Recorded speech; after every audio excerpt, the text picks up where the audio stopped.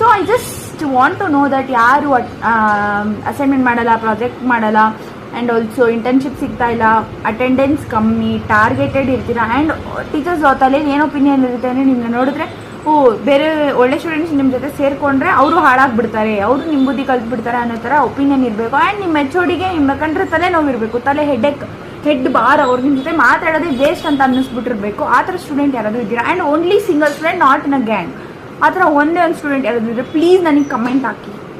Because ನಾನು ಅದೇ ಥರ student. I don't know what is my fault. ನಾನೇನು ಮಾಡಿಲ್ಲ ಅಂದರೆ ಸುಮ್ಮನೆ ತಗೊಳ್ಕೊಂತಿರ್ತೀನಿ, ಮಾಡಿದ್ರು ತಗೊಳ್ಕೊತಾ ಇರ್ತೀನಿ. ಇದೇ ಥರ ನನಗೆ ನಂದು 3 ವರ್ಷ ಬರ್ಬಾದ್ ಆಗ್ಬಿಟ್ಟಿದೆ. ಬಟ್ ಆದರೂ ಪರವಾಗಿಲ್ಲ, ಯಾರಾದರೂ ಇದ್ದರೆ ಪ್ಲೀಸ್ ಕಮೆಂಟ್ ಮಾಡಿ please. It's my humble request. Because ನಂಗೆ ಅದನ್ನು ನೋಡಿ ಆದರೂ ಅಟ್ಲೀಸ್ಟ್ ಅನ್ನಿಸ್ಬೋದು, ಪರವಾಗಿಲ್ಲ ನಂತರನೂ ಇದ್ದಾರೆ ಅಂದ್ಬಿಟ್ಟು ನಂಗೆ ಮೋಟಿವೇಶನ್ ಸಿಗುತ್ತೆ.